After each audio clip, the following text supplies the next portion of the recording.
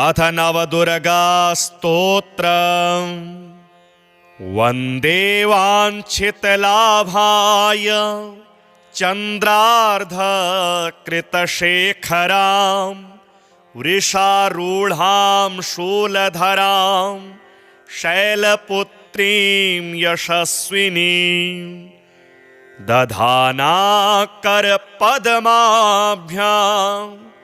अक्ष्यमालाकमण्डलो देवी प्रसीदतु मयि ब्रह्मचारिण्यनुत्तमा पिण्डजप्रवरारूढा चण्डकोपास्त्रकैर्युता प्रसादं तनुते मह्यं चन्द्रघण्टेति विश्रुता सुरासम्पूर्णकलशं रुधिराप्लुतमेव च दधाना हस्तपद्माभ्यां कूष्माण्डाशुभदास्तु मे सिंहासनगता नित्यं पद्माश्रितकरद्वया शुभदास्तु सदा देवी स्कन्दमाता यशस्विनी चन्द्रहासोज्ज्वलकरा शार्दूलवरवाहना कात्यायनी शुभं दद्यात् देवी दानवघातिनी एकवेणी जपाकर्णा पूरा नग्नाखरा स्थिता लम्बोष्ठीकर्णिका कर्णी तैलाभ्यक्तशरीरिणी वामपादोल्लसल्लोह लताकण्टकभूषणा वर्धनमूर्धध्वजा कृष्णा कालरात्रिर्भयङ्करी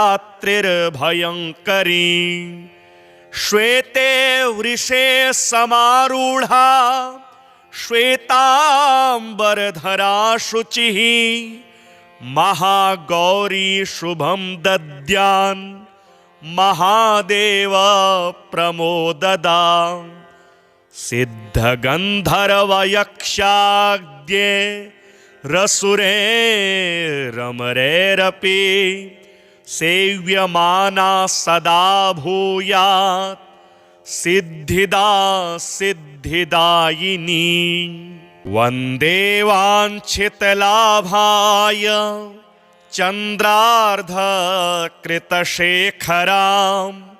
वृषारूढां शूलधरां शैलपुत्रीं यशस्विनीं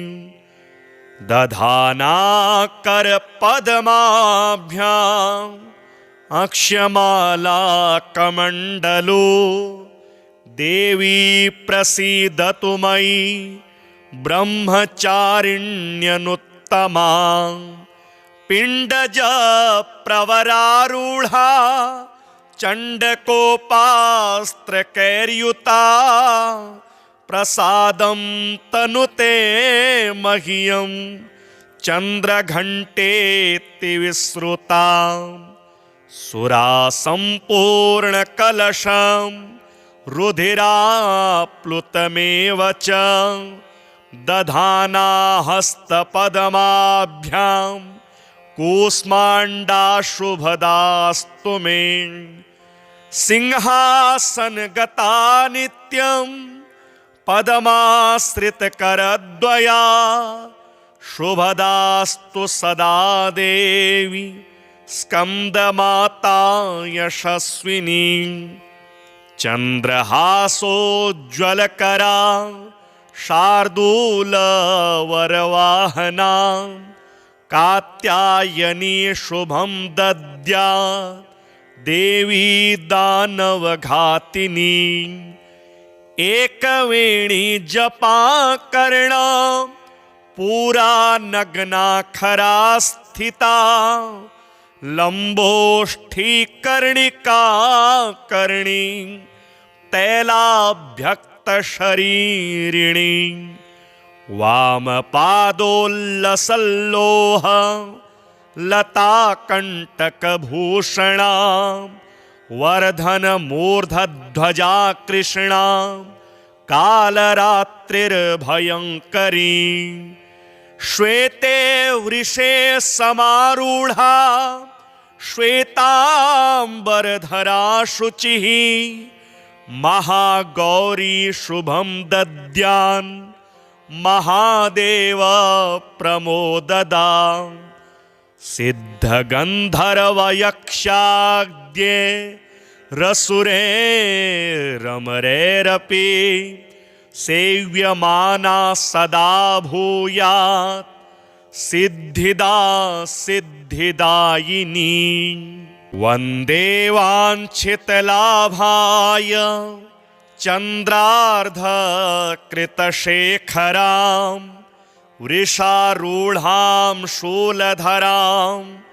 शैलपुत्रीं यशस्विनीं दधानाकरपद्माभ्याम् अक्ष्यमालाकमण्डलो देवी प्रसीदतु मयि ब्रह्मचारिण्यनुत्तमा पिण्डजप्रवरारूढा चण्डकोपास्त्रकैर्युता प्रसादं तनुते मह्यं चन्द्रघण्टेति विश्रुता सुरासम्पूर्णकलशं रुधिराप्लुतमेव च दधाना हस्तपद्माभ्यां कूष्माण्डाशुभदास्तु मे सिंहासनगता नित्यं पद्माश्रितकरद्वया शुभदास्तु सदा देवी स्कन्दमाता यशस्विनी चन्द्रहासोज्ज्वलकरा शार्दूलवरवाहना कात्यायनी शुभं दद्यात् देवी दानवघातिनी एकवेणी जपाकर्णा पूरा नग्नाखरा स्थिता लम्बोष्ठीकर्णिका कर्णी तैलाभ्यक्तशरीरिणी वामपादोल्लसल्लोह लताकण्टकभूषणा वर्धनमूर्धध्वजा कृष्णा कालरात्रिर्भयङ्करी श्वेते वृषे समारूढा श्वेताम्बरधरा शुचिः महागौरी शुभं दद्यान् महादेव प्रमोददा सिद्धगन्धर्वयक्षाद्ये रसुरे रमरेरपि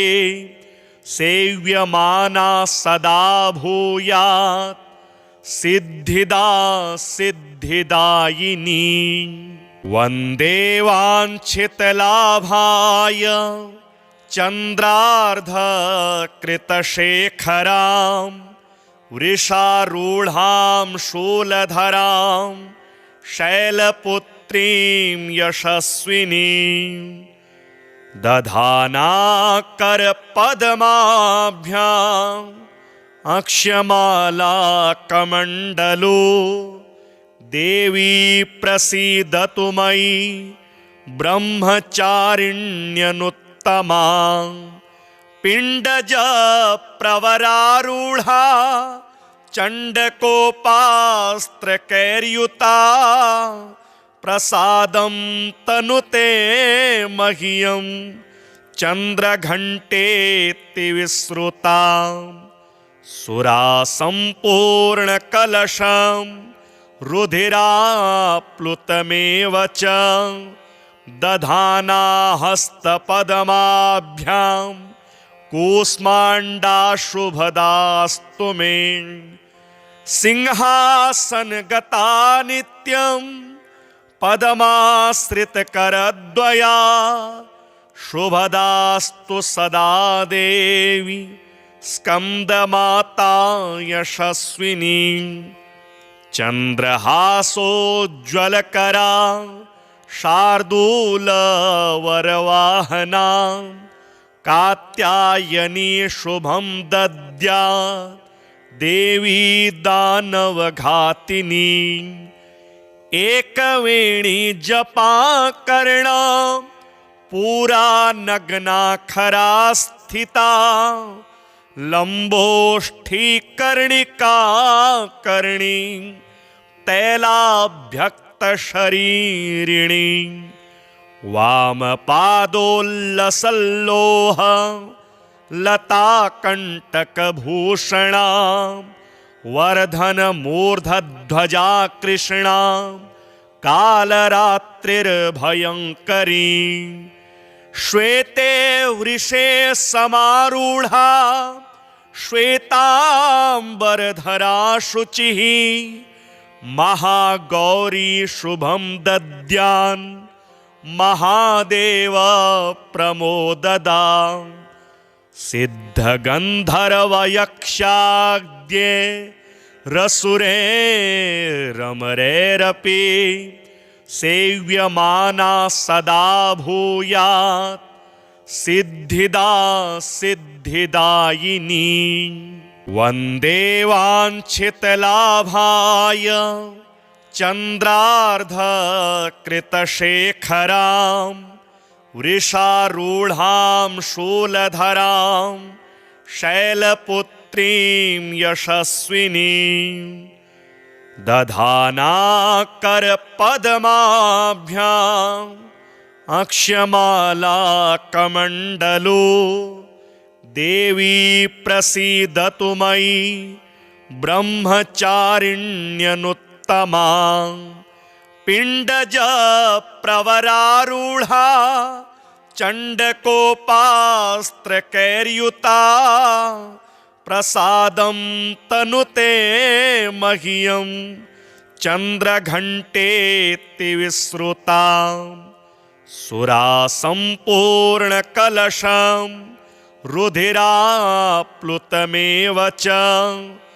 दधाना हस्तपद्माभ्यां कूष्माण्डाशुभदास्तु मे सिंहासनगता नित्यं पद्माश्रितकरद्वया शुभदास्तु सदा देवी स्कंदमाता यशस्विनी चंद्रहासोज्ज्वलकरा शार्दूलवरवाहना कात्यायनी शुभं दद्यात् देवी दानवघातिनी एकवेणी जपा कर्णा पूरा नग्ना खरा स्थिता लंबोष्ठी कर्णिका कर्णी तैलाभ्यक्त शरीरिणी वामपादोल्लसल्लोह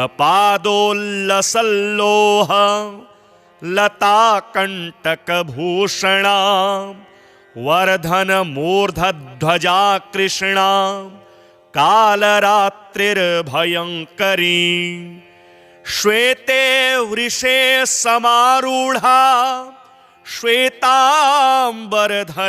शुचिः महागौरी शुभं दद्यान् महादेव प्रमोददा सिद्धगंधर्वयक्षाद्ये रसुरे रमरेरपि सेव्यमाना सदा भूयात् सिद्धिदा सिद्धिदायिनी वन्दे वाञ्छितलाभाय चन्द्रार्धकृतशेखरां वृषारूढां शूलधरां शैलपुत्रीं यशस्विनीं दधाना करपद्माभ्याम् अक्षमाला कमण्डलो देवी प्रसीदतु मयि ब्रह्मचारिण्यनुत्तमा पिण्डज प्रवरारूढा चण्डकोपास्त्रकैर्युता प्रसादं तनुते मह्यं चन्द्रघण्टेति विश्रुता सुरा सम्पूर्णकलशं रुधिराप्लुतमेव च दधाना हस्तपद्माभ्यां कूष्माण्डाशुभदास्तु मे सिंहासनगता नित्यं पद्माश्रितकरद्वया शुभदास्तु सदा देवी स्कन्दमाता यशस्विनी चन्द्रहासोज्ज्वलकरा शार्दूलवरवाहना कात्यायनी शुभं दद्यात् देवी दानवघातिनी एकवेणी जपाकर्णा पूरा नग्नाखरा स्थिता लम्बोष्ठीकर्णिका कर्णी तैलाभ्यक्तशरीरिणी वामपादोल्लसल्लोह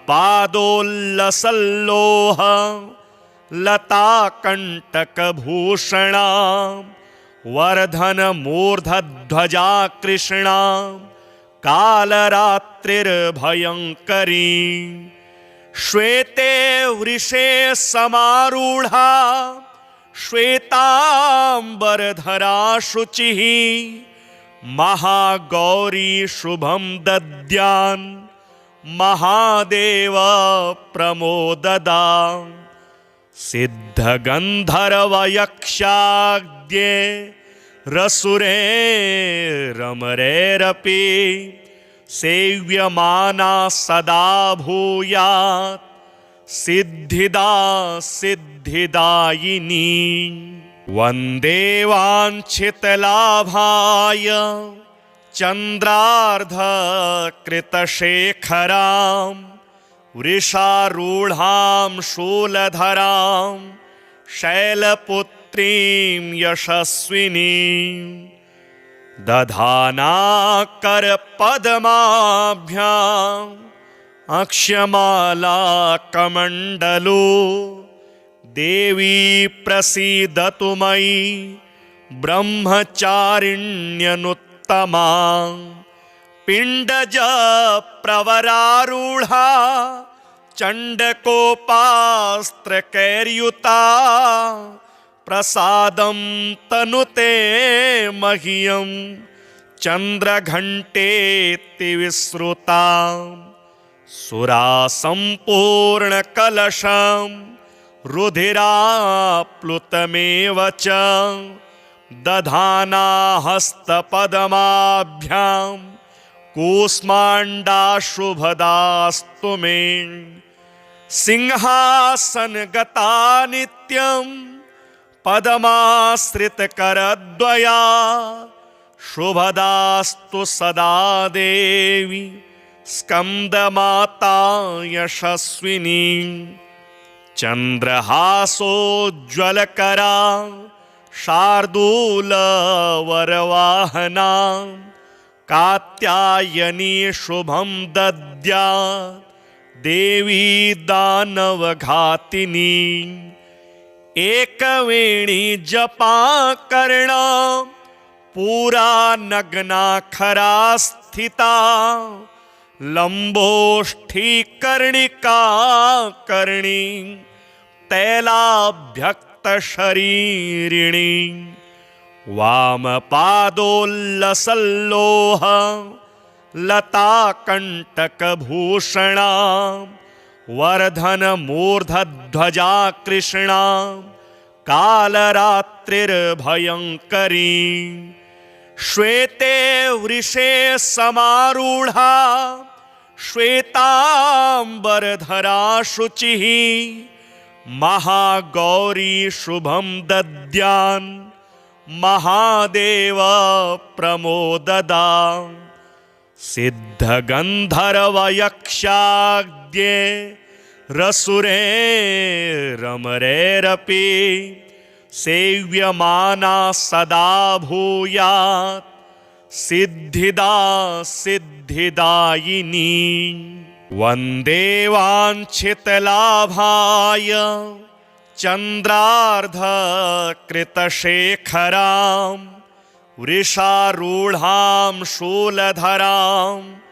शैलपुत्रीं यशस्विनीं दधानाकरपद्माभ्याम् अक्षमालाकमण्डलो देवी प्रसीदतु मयि ब्रह्मचारिण्यनुत्तमा पिण्डजप्रवरारूढा चण्डकोपास्त्रकैर्युता प्रसादं तनुते मह्यं चन्द्रघण्टेति विश्रुता सुरासम्पूर्णकलशं रुधिराप्लुतमेव च दधाना हस्तपद्माभ्यां कूष्माण्डाशुभदास्तु मे सिंहासनगता नित्यं पद्माश्रितकरद्वया शुभदास्तु सदा देवी स्कन्दमाता यशस्विनी चन्द्रहासोज्ज्वलकरा शार्दूलवरवाहना कात्यायनी शुभं दद्यात् देवी दानवघातिनी एकवेणी जपाकर्णा पूरा नग्नाखरा स्थिता लम्बोष्ठीकर्णिका कर्णी तैलाभ्यक्तशरीरिणी वामपादोल्लसल्लोह लताकण्टकभूषणा वर्धनमूर्धध्वजा कृष्णा कालरात्रिर्भयङ्करी श्वेते वृषे समारूढा श्वेताम्बरधरा शुचिः महागौरी शुभं दद्यान् महादेव प्रमोददा सिद्धगन्धर्वयक्षाद्ये रसुरे रमरेरपि सेव्यमाना सदा भूयात् सिद्धिदा सिद्धिदायिनी वन्दे वाञ्छितलाभाय चन्द्रार्धकृतशेखरां वृषारूढां शूलधरां शैलपुत्रीं यशस्विनीं दधानाकरपद्माभ्याम् अक्षमालाकमण्डलो देवी प्रसीदतु मयि ब्रह्मचारिण्यनुत्तमा पिण्डजप्रवरारूढा चण्डकोपास्त्रकैर्युता प्रसादं तनुते मह्यं चन्द्रघण्टेति विश्रुता सुरासम्पूर्णकलशं रुधिराप्लुतमेव च दधाना हस्तपद्माभ्यां कूष्माण्डाशुभदास्तु मे सिंहासनगता नित्यं पद्माश्रितकरद्वया शुभदास्तु सदा देवी स्कन्दमाता यशस्विनी चन्द्रहासोज्ज्वलकरा शार्दूलवरवाहना कात्यायनी शुभं दद्यात् देवी दानवघातिनी एकवेणी जपा कर्ण पूरा नग्ना खरा स्थिता लंबोष्ठी कर्णिका कर्णी तैलाभ्यक्त शरीरिणी वामपादोल्लसल्लोह लताकण्टकभूषणा वर्धन मूर्धध्वजा कृष्णा कालरात्रिर्भयङ्करी श्वेते वृषे समारूढ़ा श्वेतांबरधरा शुचिः महागौरी शुभं दद्यान् महादेव प्रमोददा सिद्धगन्धर्वयक्षाद्ये रसुरे रमरेरपि सेव्यमाना सदा भूयात् सिद्धिदा सिद्धिदायिनी वन्दे वाञ्छितलाभाय चन्द्रार्धकृतशेखरां वृषारूढां शूलधरां शैलपुत्रीं यशस्विनीं दधाना करपद्माभ्याम् अक्षमाला कमण्डलो देवी प्रसीदतु मयि ब्रह्मचारिण्यनुत्तमा पिण्डज प्रवरारूढा चण्डकोपास्त्रकैर्युता प्रसादं तनुते मह्यं चन्द्रघण्टेति विश्रुता सुरा सम्पूर्णकलशं रुधिराप्लुतमेव च दधाना हस्तपद्माभ्यां कूष्माण्डाशुभदास्तु मे सिंहासनगता नित्यं पद्माश्रितकरद्वया शुभदास्तु सदा देवी स्कन्दमाता यशस्विनी चन्द्रहासोज्ज्वलकरा शार्दूलवरवाहना कात्यायनी शुभं दद्यात् देवी दानवघातिनी एकवेणी जपा कर्ण पूरा नग्ना खरा स्थिता लंबोष्ठी कर्णिका कर्णी तैलाभ्यक्त शरीरिणी वामपादोल्लसल्लोह लताकण्टकभूषणा वर्धन मूर्धध्वजा कृष्णा कालरात्रिर्भयङ्करी श्वेते वृषे समारूढ़ा श्वेतांबरधरा शुचिः महागौरी शुभं दद्यान् महादेव प्रमोददा सिद्धगन्धर्वयक्षाद्ये रसुरे रमरेरपि सेव्यमाना सदा भूयात् सिद्धिदा सिद्धिदायिनी वन्दे वाञ्छितलाभाय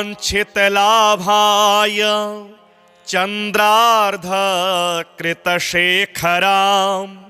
वृषारूढां शूलधरां शैलपुत्रीं यशस्विनीं दधाना करपद्माभ्याम् अक्षमाला कमण्डलो देवी प्रसीदतु मयि ब्रह्मचारिण्यनुत्तमा पिण्डज प्रवरारूढा चण्डकोपास्त्रकैर्युता प्रसादं तनुते मह्यं चन्द्रघण्टेति विश्रुता सुरा सम्पूर्णकलशं रुधिराप्लुतमेव च दधाना हस्तपद्माभ्यां कूष्माण्डाशुभदास्तु मे सिंहासनगता नित्यं पद्माश्रितकरद्वया शुभदास्तु सदा देवी स्कन्दमाता यशस्विनी चन्द्रहासोज्ज्वलकरा शार्दूलवरवाहना कात्यायनी शुभं दद्यात् देवी दानवघातिनी एकवेणी जपाकर्णा पूरा नग्नाखरा स्थिता लम्बोष्ठीकर्णिका कर्णी तैलाभ्यक्तशरीरिणी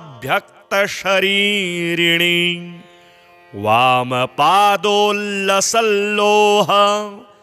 लताकण्टकभूषणा वर्धनमूर्धध्वजा कृष्णा कालरात्रिर्भयङ्करी श्वेते वृषे समारूढा श्वेताम्बरधरा शुचिः महागौरी शुभं दद्यान् महादेव प्रमोददा